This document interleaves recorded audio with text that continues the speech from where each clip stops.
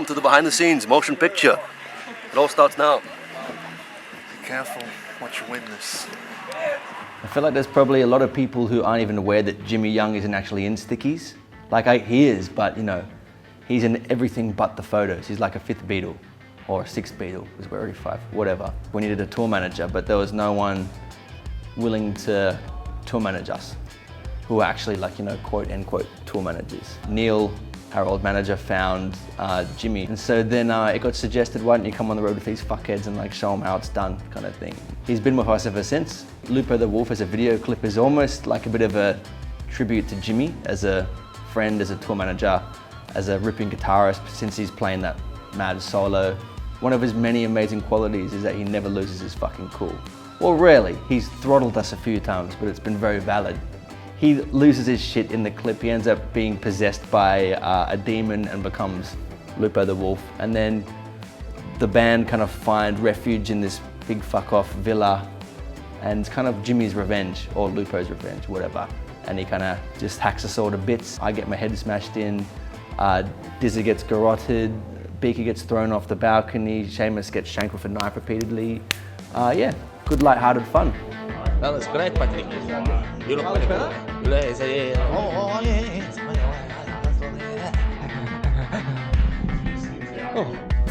So, munching on 30 cheeseburgers, like half of them had been fucking tossed on the ground multiple times. Some of them had like fucking little rocks and sand or whatever in them. I've never eaten cold cheeseburgers before, but definitely has fucking thrown me off eating Macca's for a very long time.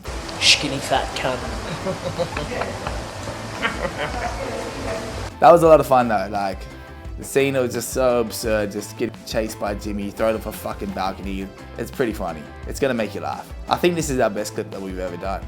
It's been like the easiest, it's like cruisiest, like the most laughs.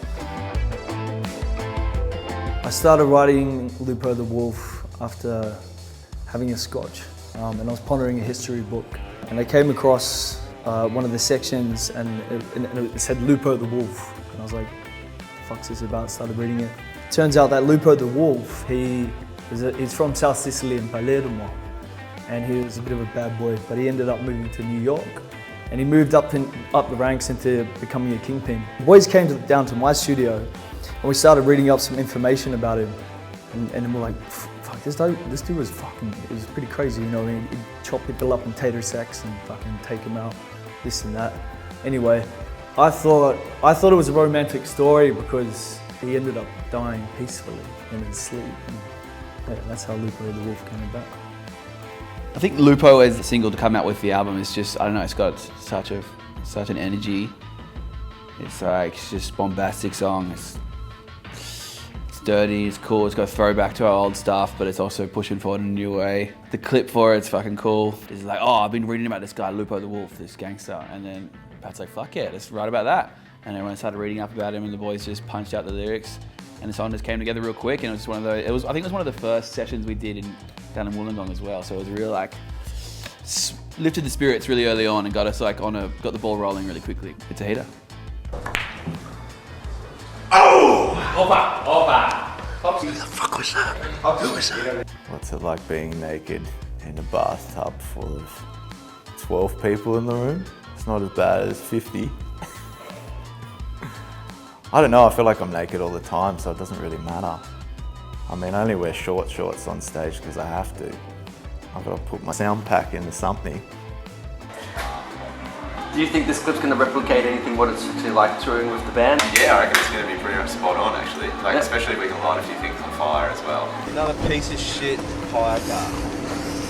No different at all really. I didn't even feel like we were acting. Jimmy, come back here! Fuck you! Fix it!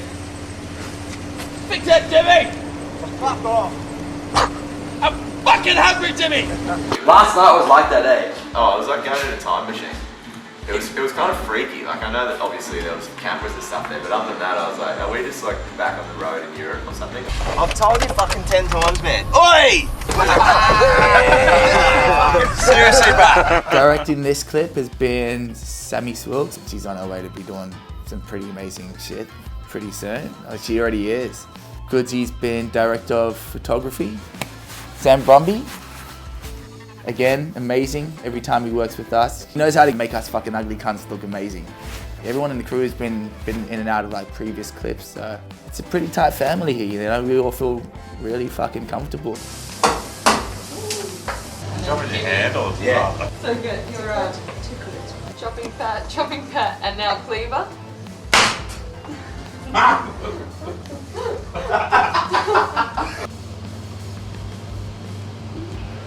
Cool.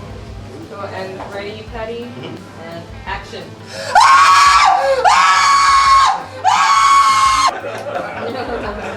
got him. What am I hoping fans are going to take away from this album? Well, I hope they don't really take anything away. I hope that we take $19.99 away from each motherfucker, and we take that from everyone. As far as people taking shit from the album, fuck that.